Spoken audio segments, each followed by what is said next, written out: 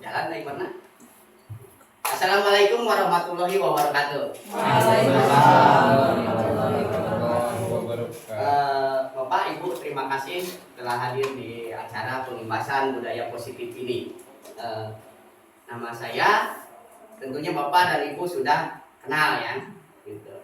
Alhamdulillah ya, nama saya masih tetap Eko Sayyibuddin.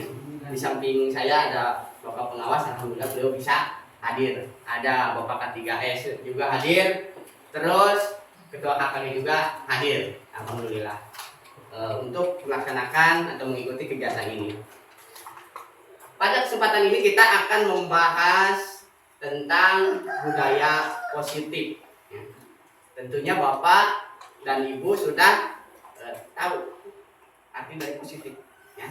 Positif. Positif itu apa sih? Baik. Baik. Semua hal yang baik berarti positif. Kalau setrum, yang positif, yang negatif. Yang suka menggigit negatif ya. Kalau negatif jelek ya. Yang positif ya. Berarti kita berpikir yang baik-baik. Termasuk nanti apa yang akan kita berikan kepada anak didik kita juga harus berbudaya positif. Saya dari CGP angkatan 11. Kebetulan kemarin berkeliling dan ini yang terakhir saya dokumentasikan ya. 3 SD untuk mengikuti kegiatan hari ini. Selanjutnya, ini ada beberapa pertanyaan pemantik buat Bapak dan Ibu ya. Setuju atau tidak setuju? Itu jawabannya singkat ya, cuma setuju atau tidak setuju.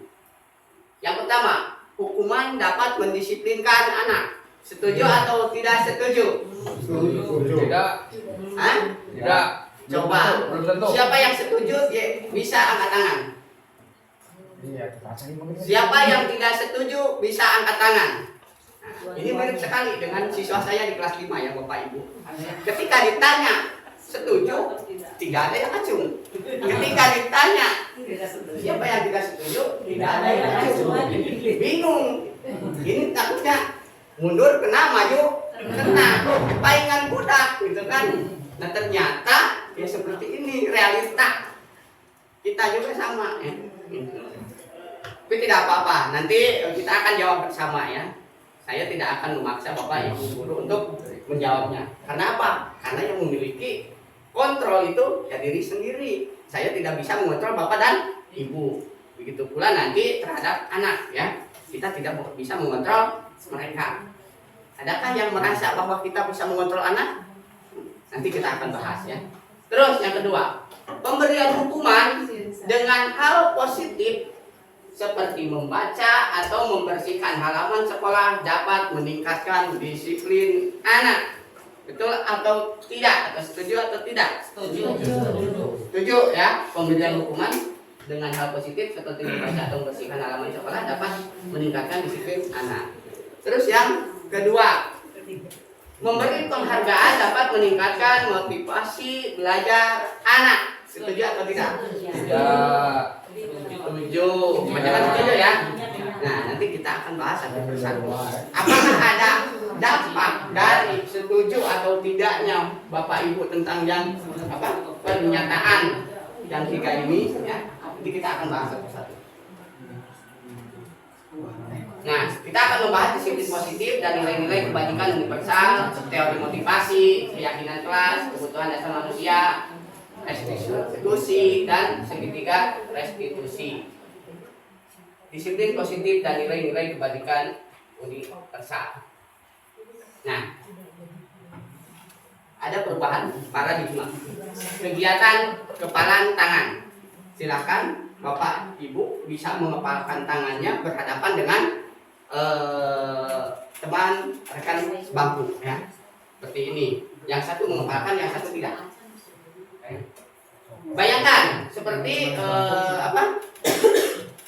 hal yang ada di layar monitor. Ada A dan B, Anda dan teman Anda. Sobeklah secari kertas kecil. Anggap saja kertasnya sudah ada di genggam ya. Nanti takut apa saja yang sobek. Tuliskan benda atau sesuatu yang sangat berharga untuk Anda. Letakkan di salah satu tangan Anda dan genggam benda sesuatu tersebut dengan segala daya. Buatlah sebuah kegiatan, teman Anda akan mencoba dengan sekuat tenaga berbagai cara untuk meminta Anda memberikan benda tersebut. B. Bisa membujuk, mengancam, menghardik, merayu, menyuap, atau apa saja agar dapat membuka kepalan tangan. Coba pegang sekuat tenaga, terus yang satunya bukakan tangan teman yang meletakkan tangan tersebut. Apakah ada?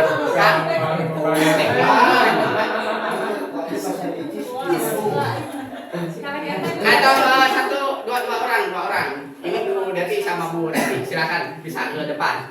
Ya. Diletak udah dibuka.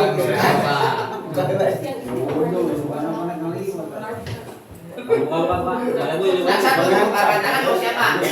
Nah, yang satu berusaha membuka kepalan tangan. Silakan dibuka. Yang ini tong dibuka gitu. Diletak. Terserah, itu terserah mau dibuka atau tidak. Tidak. Kan? Anggap di dalamnya itu ada apa? Berlian dan dianggap paling berharga. Ya.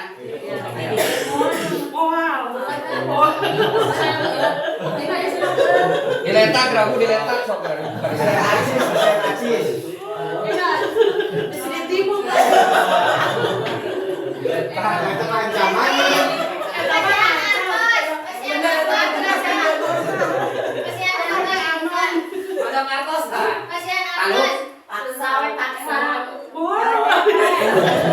Dong ceri kan tuh, dong ceri kan.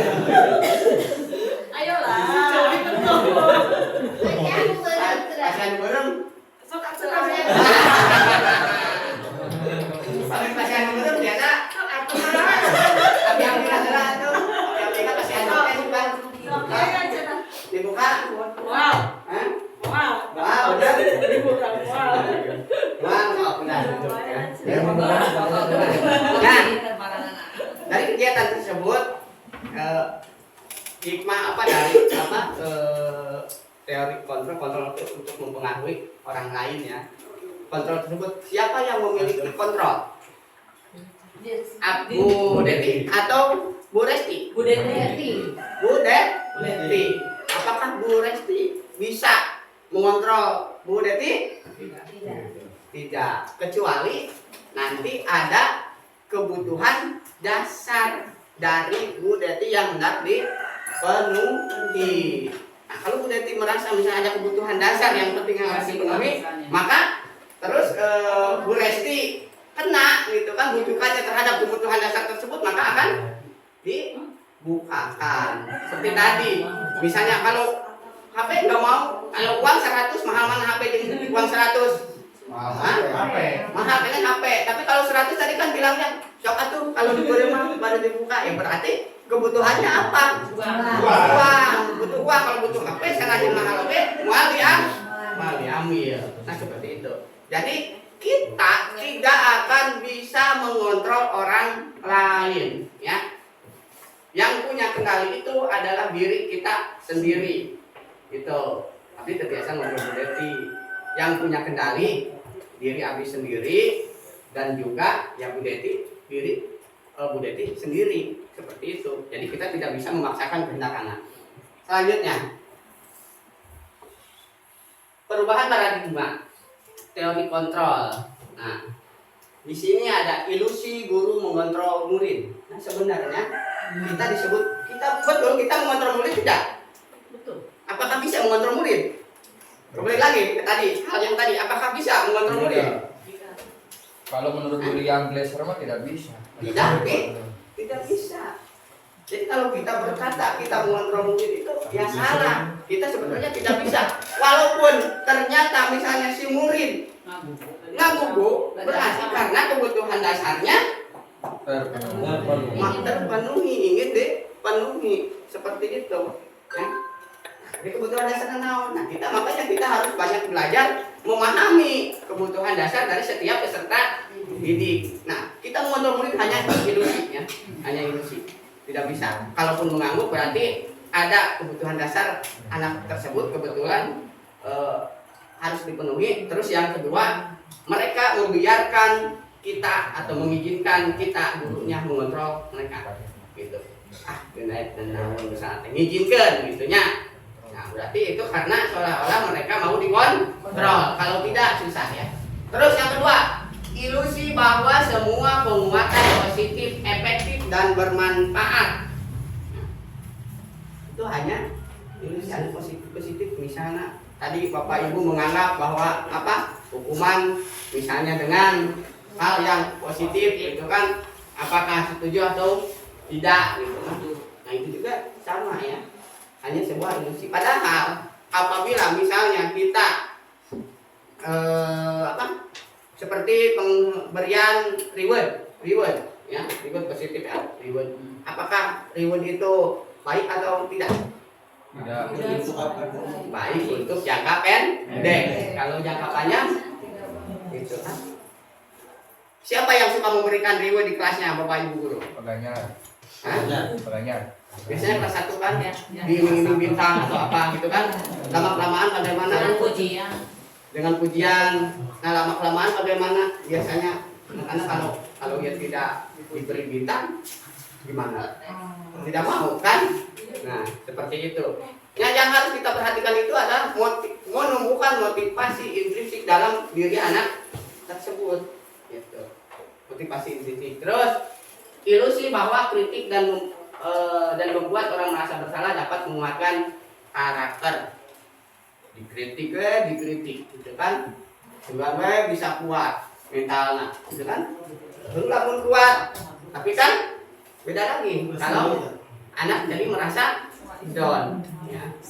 Terus ilusi bahwa orang dewasa memiliki hak untuk memaksa. Nah, ini ya. Kita kadang merasa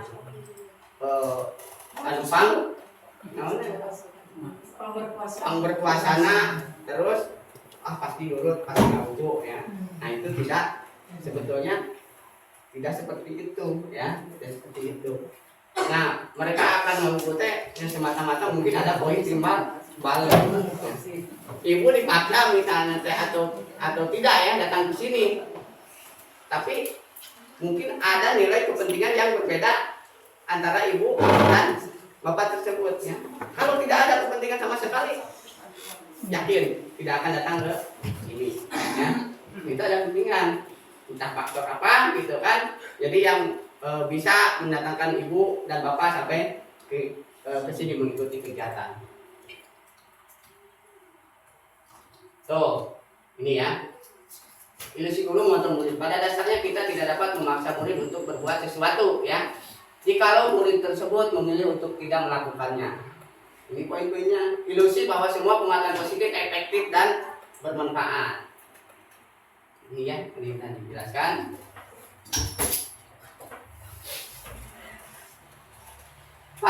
Perubahan paradigma stimulus respon. Siapa yang sesungguhnya memiliki kontrol? Tadi sudah kita buka ya, bahas pertama. Kita mencoba mengubah orang agar berpandangan sama dengan kita. Kita rubah paradigmanya menjadi teori kontrol. Kita berusaha memahami pandangan orang lain tentang dunia. Gitu. Kita mau dihargai orang lain.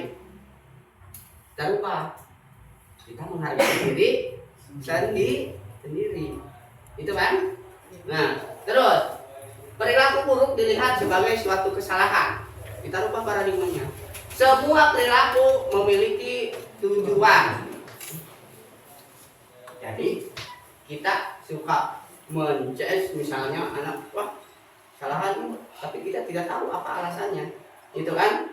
Mereka berbuat seperti itu mungkin tanpa tidak mungkin tanpa alasan, ya. Berarti kita sebenarnya semua perilaku memiliki tujuan. Jadi jangan langsung ini salah, ini benar. Terus orang lain bisa mengontrol saya. Hanya Anda yang bisa mengontrol diri Anda. Tadi sudah disebutkan ya. Saya bisa mengontrol orang lain. Nah, itu bohong ya. Anda tidak bisa mengontrol orang lain. Terus pemaksaan ada pada saat bujukan gagal. Betul tidak? Pasti pemaksaan kan? hukuman muncul gitu kan, terus sampai sikap diktator muncul. Itu karena apa? Karena mungkin kegagalan, tapi nanti ada caranya. Dengan apa? Dengan restitusi atau konsekuensi. Model berpikir menang dan kalah. Ada menang, ada kalah, kan? Sekarang ganti.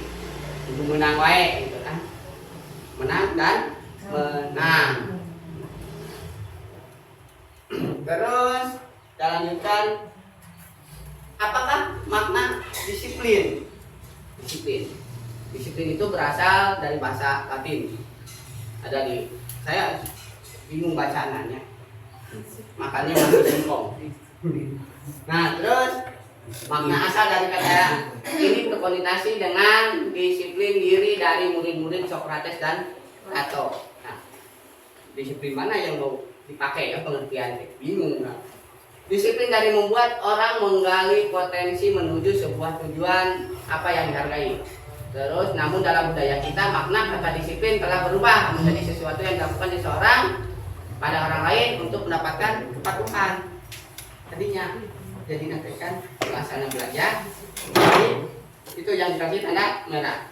Kecenderungan umum adalah menghubungkan kata disiplin dengan ketidaknyamanan, bukan dengan apa yang kita hargai atau pencapaian suatu tujuan yang mulia. Nilai-nilai kebajikan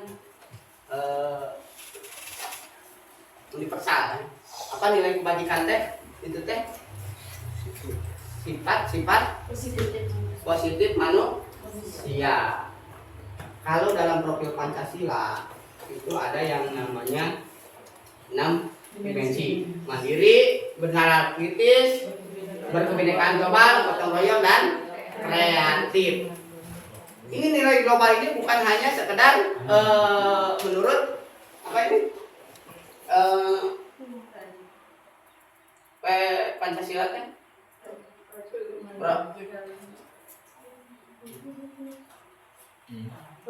profil belajar Pancasila saja. Ada teori-teori lainnya, bahkan lebih banyak dari sekedar yang 6 dimensi ini ya. Banyak sekali ya. Ini saya ambil contoh profil pelajar Pancasila. Kebetulan kurikulum sedang membicarakan di 6 dimensi ini. Teori motivasi, hukuman, dan penghargaan restitusi ya. Nah, bagaimana menurut Bapak dan Ibu?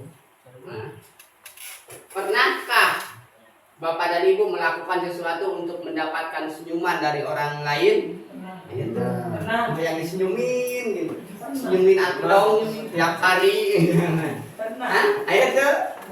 Boleh nyanyi kan? Saya bangkrut masih. Terus. Untuk mendapat hadiah, ayah banyak ya. Kalau ingin mendapat hadiah banyak. Terus untuk mendapatkan uang Banyak. Kalau kamu untuk mendapat hadiah, untuk mendapat uang, cicing wae gitu. Apalagi kira-kira alasan orang melakukan sesuatu. Apalagi kira-kira melakukan sesuatu. Dihargai. Saya ditaksir. Mau dihargai ya. Mau dihormati. Terus mau kaya ya. Abu Mukawi. Ayo, apa lagi? Nah itu kan semua memiliki tujuan. Nah tujuan. Terus itu motivasi ya, motivasi. Dia nih dosen. Maaf kalau salah penyebutan namanya. Ya. Terus dalam bukunya Restructuring School Discipline menyatakan ada 3 motivasi perilaku manusia. Yang pertama, untuk menghindari ketidaknyamanan atau hukuman. Nah, ini adalah hukuman itu adalah tingkat terendah, Bapak Ibu ya. Tingkat terendah, itu bisa nanaon deui dihukum. Itu kan itu tingkat terendah. Bukan di kodaran. Bukan dibinasakan ya. Nah, ini dihukum. Ini adalah tingkat terendah dari motivasi perilaku manusia. Biasanya orang yang motivasi perilaku untuk menghindari hukuman atau ketidaknyamanan akan bertanya, apa yang akan terjadi apabila saya tidak melakukannya? Itu kan? Nah, terus sebenarnya mereka sedang menghindari permasalahan yang mungkin muncul dan berpengaruh pada mereka secara fisik atau psikologis maupun tidak terpenuhinya kebutuhan mereka. Ketika bapak ibu dibenturkan pada aturan harus memakai helm, apa yang bapak ibu ingat atau yakini? Nilai apa?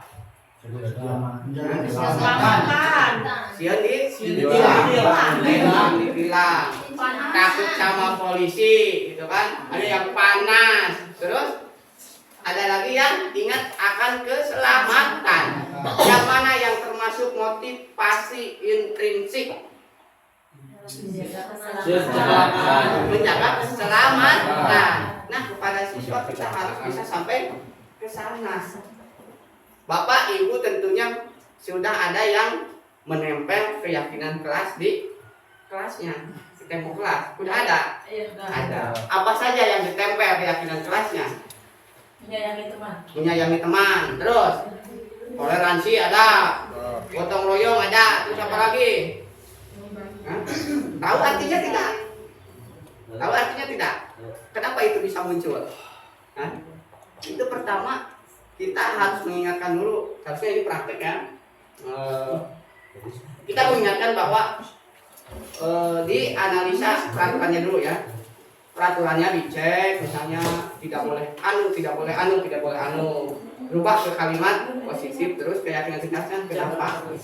Seperti ini. Adanya peraturan, kalau ingat peraturan biasanya aturan dari gitu kan. Kudu gitu, kudu kia gitu kan. Nah, sekarang saya tanya, aturan itu buat siapa? Buat kita ya. Kalau di luar sekolah juga kita ada aturan kan, negara ada aturan, apa ada aturan. Itu buat kita. Seperti tadi, memakai helm itu buat kita. Supaya apa? Supaya selamat. Untuk keselamatan kita. Gitu. Nah, kalau anak dihubungkan ke hal itu bisa meyakini hal yang positif ya bagi dirinya, itu mungkin mudah-mudahan bisa muncul motivasi intrinsiknya. Jadi bukan sekedar dipapang ya. Itu kan. Terus kita misalnya ada aturan di kelas, kalau mau ke WC jangan bergerombol. Itu kenapa? Itu bukan sekedar aturan. Kasih penjelasan. Karena kalau bergerombol tidak akan menjadi tertib. Gitu. Terus bisa apa di China, ya. Terus hari ini banyak ya. Kalau disadarkan ke sebelah sana, oh ternyata ini untuk kita, itu kan aturan teh. Nah, kalau jadi muncul motivasi intrinsiknya untuk mendapatkan imbalan atau penghargaan dari orang lain. Nah, ini satu tingkat di atas ya. Satu tingkat di atas motivasi yang pertama. Di sini orang berperilaku untuk mendapatkan imbalan atau penghargaan diri dari orang lain. Orang dengan motivasi ini akan bertanya, apa yang akan saya dapatkan? Gitu, dari apabila saya melakukannya. Mereka melakukan sebuah tindakan untuk mendapatkan pujian dari orang lain yang menurut mereka penting dan mereka letakkan dalam dunia berkualitas mereka. Mereka juga melakukan sesuatu untuk mendapatkan hadiah, pengakuan, imbalan, motivasi. Ini juga bersifat eksternal. Nah, ini eksternal, ya. Kadang kita kan munculkan, tidak apa-apa kan, menuju tahap untuk ada motivasi internal ini. Motivasinya biasanya eksternal dulu kan. Nah, nanti lama-lama merasakan manfaatnya, dan jangan kelamaan gitu kan. Terus kita sadarkan ke motivasi internal.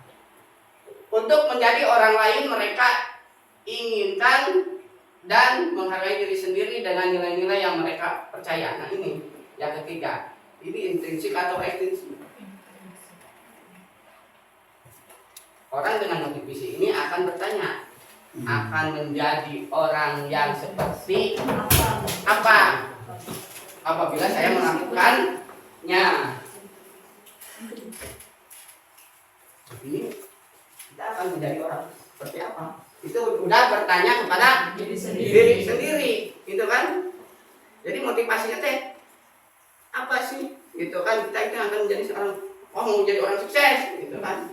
Gitu. Harus seperti ini. Dengan sendirinya maka hal-hal yang positif itu akan dilakukan karena motivasinya ya itu kan. Ingin jadi guru berprestasi. Cari tahu guru berprestasi yang seperti apa gitu kan. Itu udah dititah deui.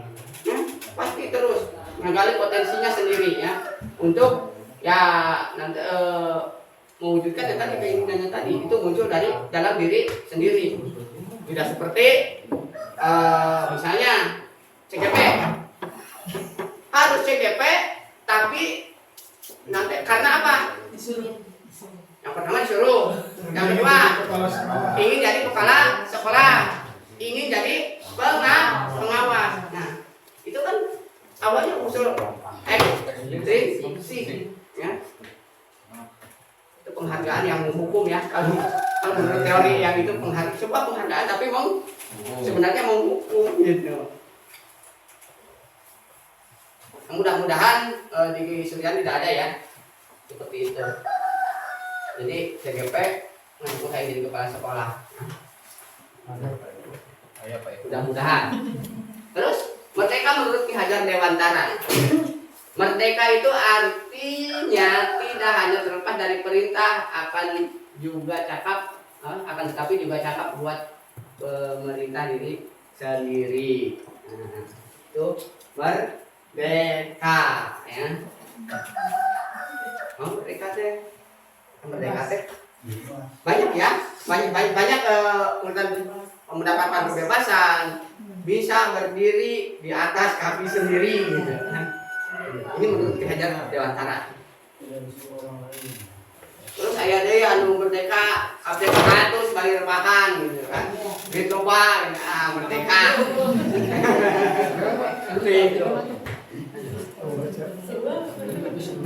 Dihukum oleh penghargaan ya, tadi sudah dikatakan bahwa penghargaan berlaku sama dengan hukuman. Jadi tadi teh siapa yang diberi penghargaan gitu kan, anak-anak dikasih penghargaan gitu, ternyata penghargaan itu berlaku sama seperti hukuman. Nah, bapak ibu memberikan penghargaan, tidak sadar bahwa kita itu sebenarnya sedang memberikan hukuman. Nah, kenapa awas gitu? Bingung kan? Bingung. Baca dulu. Nah, dalam arti meminta atau membujuk seseorang melakukan sesuatu untuk memenuhi suatu tujuan tertentu dari orang yang meminta membujuk. Gitu kan? Jadi budak diupayakan yang kontrol sepenuhnya, gitu kan? Ini naon we lah. Nah terus dorongan eksternal dan akan ada dorongan eksternalnya dan akan faktor ketergantungan. Nah ini faktor ketergantungannya itu yang berbahaya ya. Ya biasanya kelas rendah ini ya, kelas rendah. Beberapa dampak dari pemberian penghargaan. Nah sebenarnya ketika anak kelas 1 ini Bu Elita nih ya, pasti merasakan ya. Anak kelas 1 belajar membaca bak bibu itu kan, terus nate naon nah cicu. Nah terus anak-anak membaca misalnya ada gambar topi, terus di bawahnya tulisan topi, diejak ku budak. Itu pertama kali anak bisa membaca T-O-T-P-I-P topi gitu kan. Topi sih itu topi gitu kan. Modak kecewa kali gitu nana. Itu topi. Nah, sebenarnya itu anak itu merasa bangga. Ya. Nah, penghargaan kita sebenarnya tidak seharusnya memberikan penghargaan lebih karena penghargaan itu sudah mereka dapatkan ya. Penghargaan mereka bisa membaca. Kalau kita misalnya kasih hadiah secara tidak sadar berarti kita telah membeli penghargaan yang mereka dapatkan, gitu kan? Yang nantinya akan menurunkan motivasi mereka sebetulnya. Kalau ada hadiah mau, kalau tidak ya tidak mau. Bahkan karek nolong di kelas oke, bu, itu kan, wah ayang eta ayang bere bintang deui bu, bu talaran deui, ayo ngapu hayang talaran dan bere hadiah pulang, hadiah bintang, hadiah naon gitu kan, seperti itu. Nah, mungkin kejadian, gue pernah ya kejadian seperti itu. Jadi anak-anak sampai tertawa misalnya, karena dia bisa membaca. Ini topi, ya tinggal nih baca. Bisa baca, ini topi, ibrak-ibrakan. Nah, itu penghargaan yang tertinggi itu ketika mereka bisa membaca. Terus penghargaan menghukum. Tadi ya, sebenarnya kita seolah-olah seperti membeli penghargaan mereka. Jadi penghargaan tidak efektif, nanti ada nggak penjelasan di sini. Dihukum oleh penghargaan menurunkan kualitas. Terus penghargaan mematikan kreativitas. Penghargaan mengurangi motivasi intrinsik. Pernah dirasakan tidak oleh Bapak Ibu ketika si A, si B diberi penghargaan? Apakah ini muncul yang ketiga ini? Muncul kan? Nanti muncul gitu. Kadang-kadang nanti jenuh ya. Kemudian diberes sekali penghargaan, kadang-kadang udah ke ayah diminta dari, terus bisa merusak hubungan. Kenapa bisa merusak hubungan? Gitu kan? Ayo we urang tarik gitu-gitu. Abdi kantos ngalaksanakeun tugas gitu Bu. Jadi pada lebat kelas teh kadang-kadang sok pusing. Sorangan tidak menilai ya kahayangna. Gitu kan? Pernah tidak Ibu merasakan beban harus penghargaan apa yang diberikan ke anak ketika semua kurang sudah dikasih, itu kan? Terus kita mau meningkat lagi, apakah akan meningkat lagi terus? Saya rasa tidak ya. Nu aya mah menurun.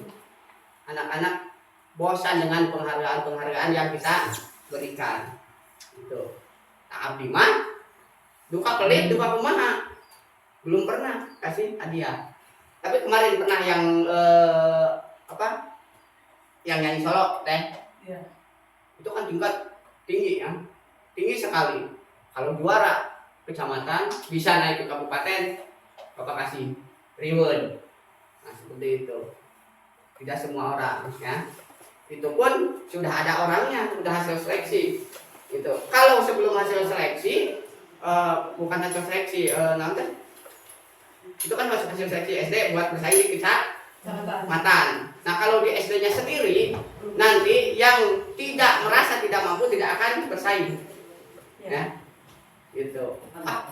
Mau pasti elek lah, mesti anu ge, karena udah tahu kan, itu kemampuannya. Tapi kalau ke kecamatan yang satu itu kasih motivasi, mengenanya masih mending lah. Terus selanjutnya bentuk program kebajikan, apresiasi, beri pengakuan secara khusus, beri pengakuan secara pribadi, beri pengakuan kepada semua murid, beri pengakuan secara konsisten. Ini sebetulnya hanya bisa diberikan oleh melalui kata-kata ya Bu ya. Misalnya empati itu. Nah, tadi saya misalnya Bapak lihat kamu itu murung terus, kenapa gitu kan? Nah, itu kita bentuk perhatian dari dulu ya. Gitu. Jangan pinter aja, bagus aja, gitu kan. Nah itu bahkan lebih mengena gitu kan kepada hati didik. Terus beri pengakuan secara pribadi, gitu kan. Nah tidak selalu di hadapan teman-temannya. Ketika kita misalnya sedang bertemu anak di luar kelas juga, tadi kamu bagus, misalnya. Sudah bisa melakukan hal apa, gitu kan. Nah itu pengakuan yang secara pribadi. Nah ini. Beri pengakuan kepada murid bergantian, saimbang ya. Nah ini Bu, contoh pengakuan apresiasi kebajikan. Kemarin saya perhatikan misalnya apa? Saya menghargai titik-titik. Terima kasih untuk apa? Ini. Terus nilai kebajikan. Ini tadi seperti yang dikatakan. Rasa empati besar sekali, maka Ini bisa dilakukan pada saat menolong murid baru di kelas kita. Nah ini contohnya. Memberikan ujian untuk anak yang menolong. Beragam. 35. Nah, saya menghargai terus kepedulianmu pada saat kamu membantu teman-temanmu di tugas kelompok. Nah, terus terima kasih untuk rasa tanggung jawabmu pada saat kamu memungut kertas-kertas yang berserakan di lantai. Ini kelihatannya sepele ya, sepele. Tapi kalau kita lakukan, ya insya Allah akan berdampak pada siswa. Itu. Suka ditiru. Kali tirunya, kan itu cina menang nanti mahal gitu nya. Pas ngobrol ada ngeen gitu kan gitu nana aneh gitu ya. Nah tapi menjadi motivasi buat orang lain. Bapak ibu juga sama kan? Wah, cuma gitu, orangnya aneh. Terus, tindakan dulu. Kita akan membedakan mana yang termasuk hukuman, mana yang termasuk konsekuensi. Tapi sebelumnya, Bapak dan Ibu harus tahu dulu apa hukuman, apa konsekuensi. Ya. Ada yang tahu apa hukuman, Bu Elita? Hukuman itu biasanya sifatnya menderak, Ya, kemudian juga memaksa. Ya, Kalau konsekuensi itu ada kesepakatan bersama. ya. Jadi kalau konsekuensi ada kesepakatan bersama berarti sebelumnya sudah disepakati, dirundingkan. Nah tambahan tadi untuk Bu Elita itu ada yang hukuman itu sifatnya menyakiti, ya, menyakiti. Dalam tentunya jangka panjang bahkan permanen ya hukuman. Makanya kenapa hukuman tidak diperbolehkan? Nah ini ada contoh-contohnya. Mencatat 100 kali di dalam buku kalimat saya tidak akan terlambat lagi karena saya tidak akan mengulangi lagi karena terlambat sekolah gitu kan. Nah apa ini konsekuensi atau hukuman? Hukuman. Hukuman. Kenapa hukuman? Ada unsur apa? Pemaksaan. Konsekuensi juga ada pemaksaan kadang-kadang. Gak nyambung soalnya kan? Gak nyambung. Jadi dia terlambat tapi harus nulis apa hubungannya gitu. Kan tadi mendisiplinkan anak pakai budaya yang tadi itu yang positif katanya, kata ibu-ibu tadi di sini. Ya kan? Ya. Nah, ini positif tidak? Tidak. Baik tidak? Tidak. Karena ada unsur menyakiti. Ya. Menulis 100 kalimat. Bagaimana kalau 100 kalimat itu diterapkan kepada siswa sementara siswa itu kebetulan orang yang misalnya lambat untuk menulis, ya kan akan menyakiti. Kalau nulis sembilan, sekarang sudah zaman. Sudah zaman. Nah sekarang lari mengelilingi lapangan basket 2 kali karena terlambat hadir ke sekolah. Hukuman? Itu hukuman. Hukuman. Tapi bagaimana kalau kalimatnya seperti ini? Lari ini dua kali ya. Larinya 5 kali, lebih banyak. Pada saat terlambat mengikuti pelajaran PJOK. Konsekuensi. Hukuman atau bukan? Konsekuensi kalau bisa 55 jago. Hah? Nah, tadi teh. Jago. 55. Konsekuensi. Hukuman atau konsekuensi? Konsekuensi ya. Tergantung. Konsekuensi karena ada hubungan dengan mata pelajaran dan mungkin juga sebelumnya sudah disepakati dalam pelajaran olahraga apabila terlambat maka akan lari sehat di olahraga ya kan kalau kata guru PJOK lari itu sehat kan 5 keliling belum apa-apa tapi kalau kata guru matematika bagaimana tidak cocok kan. Nah, makanya ini cocok konsekuensi buat guru olahraga PJOK. Tapi pelajaran olahraga ya, pada saat pembelajaran olahraga, bukan cek guruna gitu.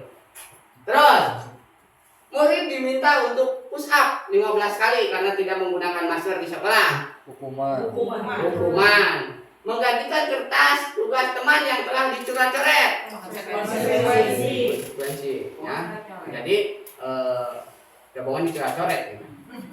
Membersihkan tumpahan air di meja tulis karena tersenggol pada saat belajar. Konsekuensi. Murid disuruh untuk mengenakan sepatu seharian di sekolah karena tidak menggunakan sepatu hitam. Semua. Tuh. Jawaban. Oh iya. Iya. Nah ini yang belum Pintar. Di Kanva. Itu kan tadi harusnya di Kanva. di Online. Kanva tapi di slide harusnya. Ya, dia kan di lain. Tapi tadi berhubung pakai laptop anu Welita, saya pindahkan ke dia. Jadi Sampai paling di download. Alhamdulillah, Pak Ibu pintar semuanya. Jadi tidak takut lagi mengangkat tangan. Tadi setuju tidak setuju tidak ada yang angkat tangan. Nah ini kan, loh. Iya. Karena tadi udah dijawab semuanya. Balik ke sini lanjutkan. Di anak-anak. Perbedaan hukuman. Tadi belum masih sekelas ini Welita ya. Belum dibedah. Hukuman. Sesuatu yang menyakitkan harus terjadi. Kalau di sana sesuatu harus terjadi. Ini sesuatu tapi tidak menyakitkan. Harus terjadi ulang. Membuat anak sakit fisik maupun hati untuk jangka waktu lama. Jadi sakitnya lagi sakit di tengah kan. Kadang-kadang diomongan oke sakit ya. Terus sakit hati. Membuat anak merasa tidak nyaman dalam jangka waktu pendek. Kalau ini bisa jangka waktu panjang ya. Omong-omongan yang lekit mah. Mungkin kalau bapak dan ibu disuruh mengingat kejadian negatif di pertama bapak ibu bisa mengingat, misalnya waktu SD sampai sekarang masih ingat tidak? Masih ingat kan? Nah itu karena apa? Karena yang menyangkutkan itu pasti nempel. Kamu lamun kejadian anak ayeuna geus karolot pasti age ese ampun. Ingat wae, jadi sareng kudu karayani. Bagulos sama tuh. Tekan sila ampun. Itu. Terus tidak setiap pasien. tapi kalau kata Pak Ustad, ya, bertengkar itu rukun sono. Jadi kali-kali bapak dan ibu perlu bertengkar ya di rumah ya. Kata Pak Ustad. Terus anak memiliki kedisiplinan. Anak kalau di sana konsekuensi anak itu menghargai kedisiplinan karena mereka tahu, mereka juga sadar bahwa ini kesalahan saya, gitu kan? Karena udah terjalin komitmen konsekuensi, tapi masih tetap melanggar, ya wajarnya terima gitu kan akibatnya. Terus anak paksaan kalau di sana stimulus tanggapan, ya. Jadi bukan berupa paksaan. Mendorong anak menyakiti diri sendiri.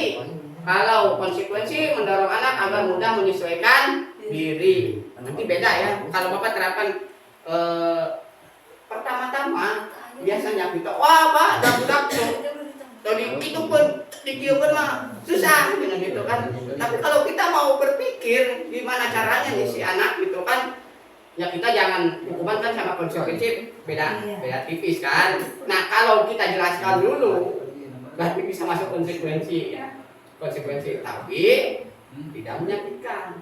Pilih kira-kira apa itu kan ganjarannya supaya bisa masuk ke ranah konsekuensi ini. Sebenarnya gampang yang merubahnya ya. Beda-beda tipis. Tindakan dulu. Terus menggantikan bekas-bekas membersihkan tumpahan air di meja. Terus. Akhirnya hukuman ini konsep dirinya yang guru, kalau di sana konsep dirinya yang baik. Jadi kalau ini anak pasti akan merasa apa gitu kan hukumannya down. Terus anak belajar untuk menyembunyikan kesalahan. Dengan hukuman anak akan menyembunyikan kesalahan, betul tidak? Ya kan? Kadang-kadang bohong kan? Ente ada sih dihukum gitu. Nah kalau di sana anak belajar untuk mematuhi peraturan karena udah disepakati konsekuensinya nanti akan seperti ini, maka anak akan mencoba untuk terus mentaati peraturan. Dan kalaupun nanti dikenakan ganjaran dari perbuatannya. Yang pertama tidak menyaksikan, yang keduanya itu jadi bahan pembelajaran buat mereka.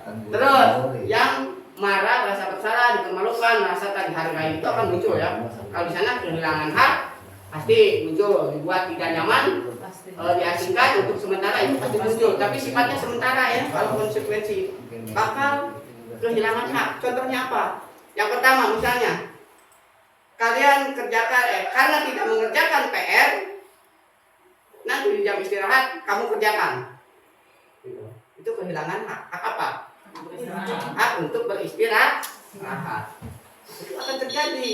Tapi tidak menyakiti. Namun nanti ke depannya dia tidak akan lagi seperti itu. Karena nggak mau kebutuhannya itu diambil orang. Itu kebutuhan dasar kan? Misalnya kebutuhan dasarnya harus istirahat, harus apa, haknya gitu kan, diambil nggak mau dia, tapi coba memenuhi itu. 22 halaman, ini semuanya 51. Tapi durasinya 1 jam karena ini hari Jumat ya. Kita akan coba sesuaikan dengan kondisi ya. Kalaupun nanti diupload itu terlalu gede. Udah berapa jam itu Pak Dede? 46 menit. 46 menit. Nah, sama menit itu ya. Iya. Nah, ya hadiah Pak. Ini bukan apa-apa hari Jumat. Nanti sampai sedikit restitusi ya. Restitusi adalah proses menciptakan kondisi bagi murid untuk memperbaiki kesalahan mereka, sehingga mereka bisa kembali pada kelompok mereka dengan karakter yang lebih kuat. Restitusi juga merupakan proses kolaboratif yang mengajarkan murid untuk mencari solusi untuk masalah mereka dan membantu murid berpikir tentang orang seperti apa yang mereka inginkan menjadi tujuan mulia dan bagaimana mereka harus memperlakukan orang lain. Nah, ini ada yang dinamakan restitusi. Ada segitiga restitusi. Bapak dan Ibu, kalau waktunya memungkinkan atau mungkin di lain waktu, kita itu ada bisa praktek menerapkan keyakinan kelas yang diawali dengan menyusun keyakinan kelas. Dasarnya dari mana Pak? Sampai mana lupa lagi. Membuat keyakinan kelas itu sebenarnya Bapak dan Ibu bisa dipandu mulai dari peraturan, terus mengubahnya ke perbuatan positif ya, kata-kata positif, terus bisa digali nilai kebajikan yang akan timbul. Itu sebenarnya bisa, tapi itu teh akan saya masih banyak jadwal, mungkin di lain waktu saja ya bisa praktek. Kalau praktek itu ramai Pak, ada yang jadi muridnya, ada yang jadi gurunya, bahkan lebih seru gitu kan, lebih mudah penerapannya kalau dipraktekkan. Dan insya Allah lah kapan-kapan ya, atau mungkin bisa diterapkan oleh nanti kalau ada calon SPP lagi ya. Terus ini sampai institusi kita lanjut ngebut hukuman. Nah ini kan tabel yang tadi ya. Ini perbedaan antara ini hukuman dan konsekuensi. Ada lagi ternyata kita harus mencari ini restitusi ya. Restitusi merupakan pilihan. Ya. Kalau di sini sesuatu harus terjadi. Ini konsekuensi juga sesuatu harus terjadi yang sudah disepakati. Kalau restitusi merupakan pilihan, bagaimana? Pilihan seperti apa? Tahu pilihannya? Kan kalau hukuman udah ditentukan, konsekuensi udah ditentukan. Kalau ini pilihan, misalnya ini salah satu contoh, misalnya kamu sadar akan perbuatanmu, sadar Pak. Terus apa yang akan kamu lakukan? Itu kan? Anak-anak akan berpikir maunya kamu seperti apa. Itu kan berdasarkan kesanggupan anak, ya kan? Nah kita arahkan gitu, kita bimbing. Nah kalau memang terlalu misalnya ini tidak mengena misalnya ke nilai yang kita harapkan, bagaimana kalau kamu seperti ini? Jual beli lah, jual beli. Bagaimana kalau kamu seperti ini? Gitu kan? Kalau seperti ini, orang lain juga bisa. Kamu harus bisa mampu lebih dari orang lain, gitu kan? Nah, seperti itu, diarahkan ke sana ya. Itu restitusi. Kemarin ada yang mengatakan bahwa katanya sulit diungkapkan, pertanyaan itu sulit diungkapkan atau sulit diberikan kepada anak SD. Anak SD akan sulit menangkap pertanyaan kita. Tapi saya praktekkan di sekolah, ternyata anak-anak paham. Begitu ditanya apa yang mau kamu lakukan setelah buat seperti ini? Pak, saya akan minta maaf. Ke siapa? Ke ayah. Gitu kan? Terus apalagi kamu ada ide, Pak, saya mau menghargai Ayu. Terus apalagi yang akan kamu lakukan selain itu? Pak, saya akan mengganti uang yang saya ambil. Gitu kan? Mereka harus berpikir, apakah Ayu akan menerimanya? Coba kamu berpikir lagi, bagaimana kalau Ayu tidak menerimanya? Apakah ada hal lain yang akan kamu lakukan untuk menebus kesalahan kamu? Gitu kan? Terus berpikir. Nah, akhirnya anak itu diketemukan sama ya orang yang bermasalah itu ya, bertengkar ya. Nah, akhirnya kita dampingi, minta maaf sendiri, gitu kan, menyelesaikan masalahnya sendiri. Sehingga apa? Sehingga anak tersebut bisa diterima pada kelompoknya lagi. Ya, kalau hukuman kadang-kadang kan, siapa mau gitu kan? Tidak mau menerima lagi kan, gitu. Kadang-kadang setelah dihukum diejek-ejek, diolok-olok, gitu, dibully. Nah, kalau ini kan kita kembalikan lagi ke tempatnya, gitu, bukan barang ya. Jadi ke kelompoknya, jadi dia akan merasa diterima lagi. Itu masalahnya selesai, itu restitusi. Terus selanjutnya, menguatkan untuk murid anak dalam jangka waktu yang panjang. Itu kan sudah merupakan nilai positif. Nah, itu baru menguatkan ya. Menguatkan, bukan yang karena dikritik gitu kan. Terus kita berpandangan bahwa anak akan lebih kuat, gitu kan? Tiap orang itu berbeda-beda ya. Nah, murid anak mendapatkan penguatan. Terus tadi penguatan tadi ya, dari bimbingan itu kita memberikan penguatan. Masalah terpecahkan. Tadi sudah terpecahkan contohnya. Terus murid belajar bertanggung jawab untuk perilakunya. Bertanggung jawab tadi? Tidak. Kasus seperti itu bertanggung jawab ya. Terus fokus pada pemecahan masalah dalam jangka waktu panjang. Tadi kan pemecahan masalah ya, sudah selesai masalahnya. Yang memecahkan siapa? Kita atau anak itu sendiri ya. Kita hanya membimbing, kita hanya membersamai mereka. Selanjutnya apa yang kamu yakini? Apa yang bisa kamu lakukan untuk memperbaiki masalah ini? Tadi kan itu sudah dikatakan ya. Maka timbul anak berpikir untuk memecahkan masalahnya sendiri. Murid anak menghormati dirinya dan orang lain. Nah, ini restitusi. Rangkaian tadi termasuk rangkaian restitusinya. 9 ciri-ciri restitusi. Nah, bukan untuk menebus kesalahan, namun untuk belajar dari kesalahan. Memperbaiki hubungan, tadi kan memperbaiki hubungan, terus tawaran bukan paksaan, ya. Menawarkan tindakan tadi, terus restitusi menuntun untuk melihat ke dalam diri. Nah, tadi melihat dirinya sendiri ya, apa yang bisa dilakukan. Terus restitusi mencari kebutuhan dasar yang mendasari tindakan. Bagaimana jika ayah tidak mau menerima? Gitu kan? Anak tersebut akan berpikir kebutuhan apa yang akan membuatnya diterima ketika meminta maaf. Terus restitusi fokus pada karakter bukan tindakan. Jadi bukan tindakannya tapi karakter anaknya ya. Restitusi fokus pada solusi. Restitusi mengembalikan murid yang berbuat salah pada kelompoknya tadi. Nah, tadi rangkaian tadi sudah mencakup 9 ciri ini. Itu cirinya restitusi. Pernah Bapak Ibu melakukan hal seperti itu? Nah, nanti ada kontrol guru sebagai ada penghukum gitu kan, ada bersalah, terus ada apa lagi deh kita yang kontrol data ada 5 yang berapa? Nah, ada juga salah satunya kontrol manager. Nah, kalau kita sudah melakukan ini, otomatis kontrol manajernya juga sudah dilaksanakan. Gitu. Jadi bukan sebagai penghukum lagi. Keyakinan kelas.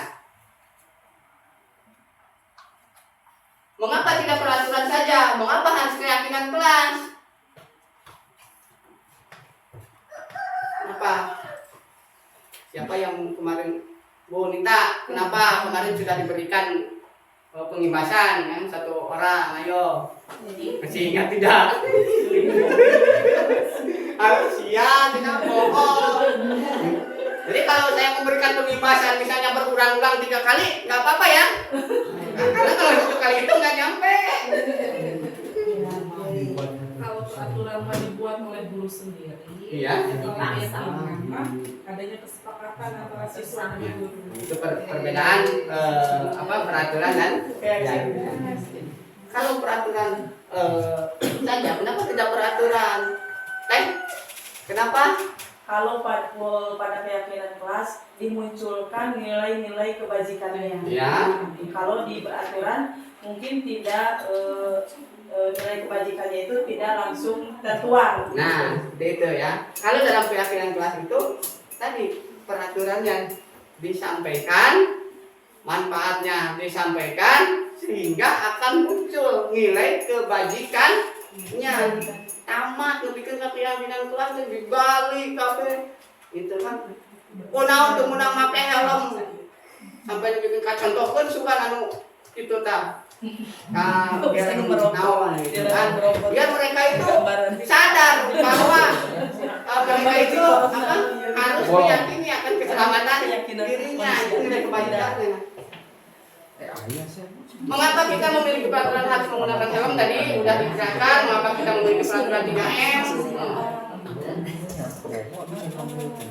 Keyakinan yaitu nilai kebajikan universal yang disepakati secara tersirat dan tersurat, lepas dari latar belakang suku, negara, bahasa maupun agama. Nilai-nilai universal ya, diakui oleh berbagai kalangan. Universal itu seluruhnya mengakui bahwa itu nilai kebajikan.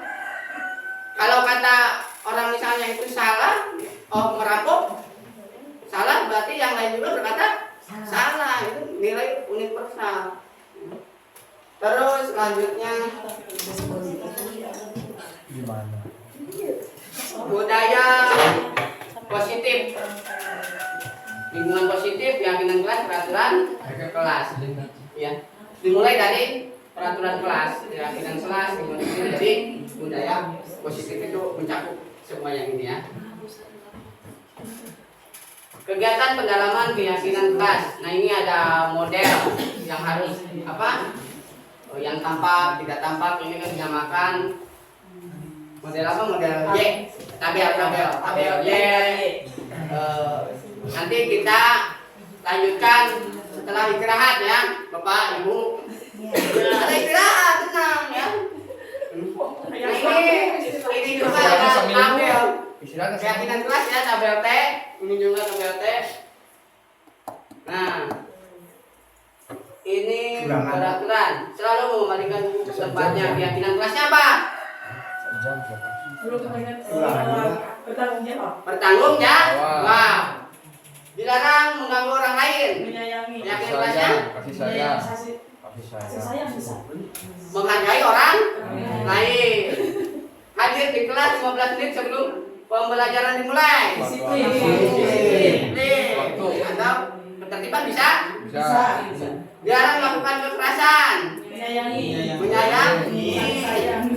Dilarang menggunakan narkoba. Menjaga kesehatan. Menjaga kesehatan. Bukan menjaga dari polisi. Bergantian atau menunggu giliran. Kesabaran. Ketertiban. Antri sebab. Harus gunakan masker. Kesehatan, Kesehatan, keselamatan, keamanan, ya, COVID. Jangan berlari di kelas atau koridor. Ketertiban. Keselamatan, bisa habis itu tajam. Tuh, agak ini Ada. Terawih. Itu tanggung jawab menghormati orang lain, tapi menghargai orang lain ya. Menghargai orang lain. Dong. Betul. Sabar. Pintar. Penghargaan yang Langsung lu naik ke kelas Ya. Pembuatan keyakinan kelas. Nah ini keyakinan kelas. Ini tadi udah disinggung sedikit-sedikit ya. Sudah. Jadi di awal dari mulai peraturan kelas gitu kan. Materi nanti bisa di-share. Ya. Berapa? Jam 11. Saya 5 menit. Pengalaman dan pembelajaran keyakinan kelas yang sudah diterapkan di SD Cimuncang. Gaya, bener tak? Benar ada gitu. Iya bener tak? Anggapnya bener lah. Ada depan waktu. Anggap saja benar ya. Bapak Ibu ada mah. Tapi ini umum sih, umum ya. Bapak Ibu juga pasti sudah menerapkan ya. Tuh, ini yang umum. Karena kalau nggak umum-umum itu, yang ngerasa SD-nya di atas tuh pasti protes. Oh masa sih Cimuncang gitu. Bohong dari Pak Pengawas juga Cimuncang mah. Tahu? Begitu tahu. Tadi tempat itu Pak belakang age tas wih, tas pada ada. Kebutuhan dasar manusia. Nah, sekilas dilupakan. Kebutuhan dasar manusia tadi sudah disinggung kan, kebutuhan dasar itu seperti apa? Kebutuhan dasar manusia. Ada kebutuhan penguasaan, ada kebutuhan kasih sayang dan rasa diterima, ada kebutuhan bertahan hidup, ada kesenangan, ada kebebasan. Tadi kalau misalnya kebutuhan kasih sayang itu contohnya apa? Kalau siswa, kalau di SMA nih ya, di SMA, kalau siswa nggak masuk kelas, berarti kebutuhan kasih sayangnya nggak terpenuhi.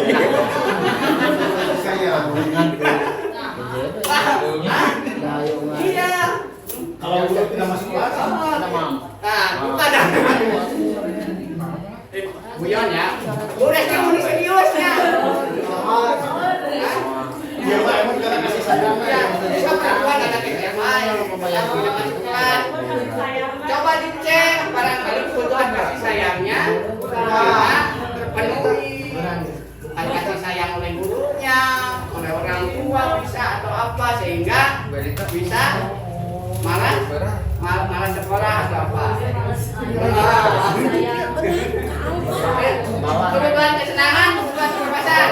Tadi ada yang mau misalnya disenyumin orang lain? Ada. Iya. Kebutuhan apa itu? Itu dari Bapak WK. Piknik kebutuhan apa? Kesenangan. Liburan gitu kan kebutuhan kesenangan. Terus kalau kita misalnya membela diri kebutuhan apa? Kebebasan. Bertahan hidup. Bertahan hidup. Makan, minum, bertahan. Naon? Penginum kang layu sih. Siapa? Aku nanti ya. Ini lanjut ya, kita lanjut ya. Jangan membeli apa? 5 posisi kontrol. Bapak Ibu coba renungkan, Bapak Ibu ada di posisi kontrol yang mana? Teman. Teman,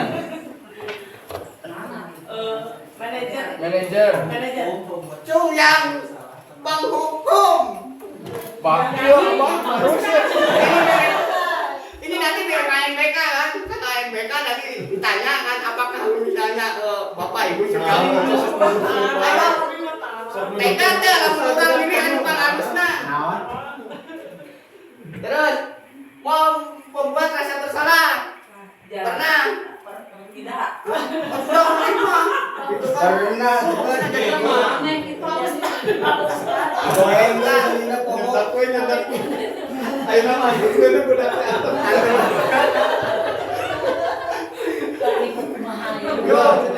Ayo budak magor gantung. Sebagai teman. Sering. Kalau sebagai teman mah kadang-kadang keseharian gitu kan. Besti produk mamangnya. Nah, bestie gitu kan. Nah, anak-anak tuh kalau saya datang, Pak Ibu langsung dulu. Pak, salaman ya, udah salaman ya, Pak, musuh yuk ah, musuh. Setiap kali mau dimarahin anak-anak pasti topiknya kadinya, nggak hafal. Musuh, nanti, mana malah letik lauknya, ayo jangan Pak, gitu kan. Asup. Nah itu nanti sebagai teman nggak apa-apa ya, sebagai temannya apa posisinya ketiga ya.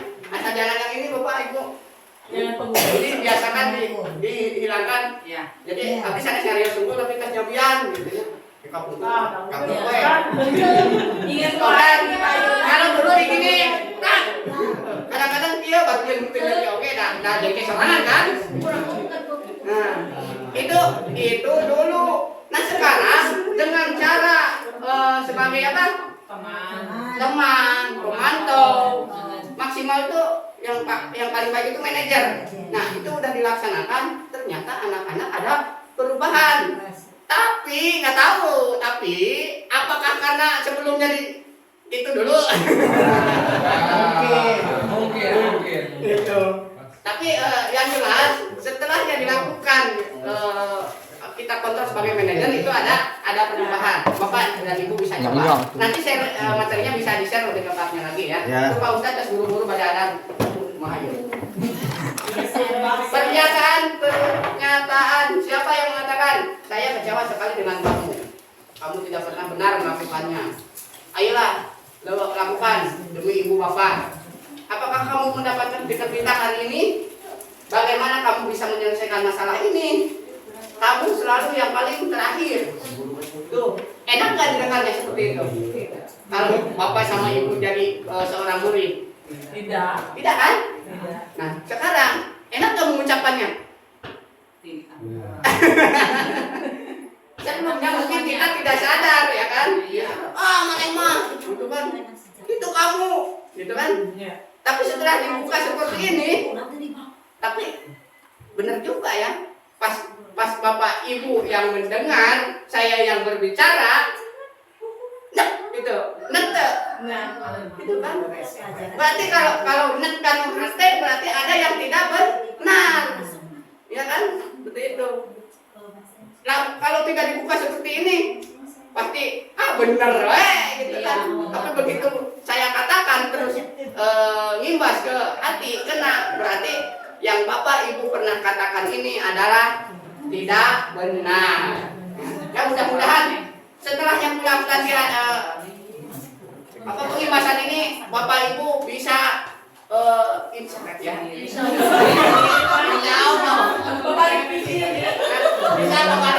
pikir. Tapi Pak, kali ini mas sering di rumah ge. Sering. Apalagi itu sering di rumah. Kecewa sama kamu ya. Ayolah lakukan demi ibu, bapak itu. Yang ini Pak ya. Kecewa. Ini pengalaman yang berharga dari Pak Ustadz. Saya ATM ya. Itu modifikasi. Pertanyaan. Tadi saya kecewa sekali dengan kamu, membuat orang merasa bersalah. Anak itu akan merasa bersalah, ya kan? Aduh, gara-gara urang gitu kan? Nah terus, kamu tidak pernah benar melakukannya. Ayolah, lakukan demi ibu, bapak. Itu temannya masih mending. Anak-anak kadang-kadang bapak itu mau gitu kan? Terus, apakah kamu mau mendapatkan stiker bintang ke pemantau? Bagaimana kamu bisa menyelesaikan masalah ini? Itu manajer. Tadi pertanyaan ini ada di apa? Restitusi.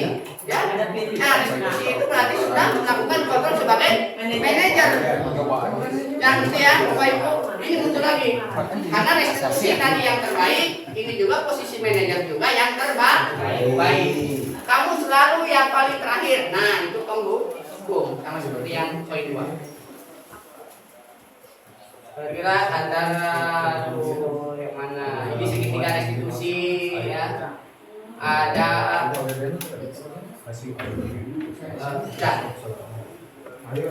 dalam restitusi itu ada tahapannya ya. Jangan lihat ini ya Bapak Ibu. Ini udah kita sebut ya. Tahapannya itu Kalau di gambar itu bentuk segitiga ya, segitiga restitusi. Langkahnya yang pertama memvalidasi tindakan. Yang kedua menanyakan keyakinan kelas. Keyakinan kelas. Oke ya. Terus yang ketiga menstabilkan identitas. Nah kita sampai di sini ya. Yang pertama itu apa tadi?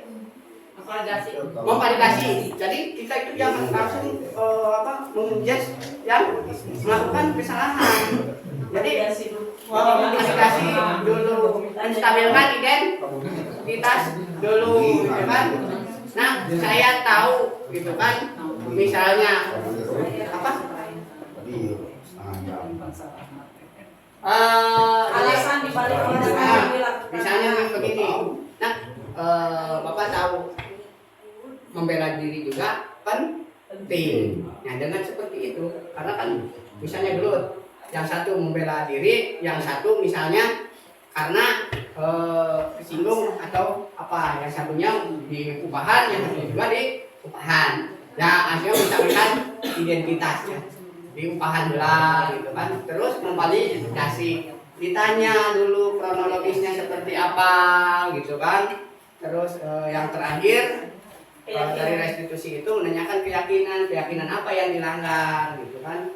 Kamu kenapa seperti ini, apa yang kamu langgar, gitu kan. Oh Pak, saya tidak menghormati barang milik orang lain, saya mengambilnya tanpa izin, misal.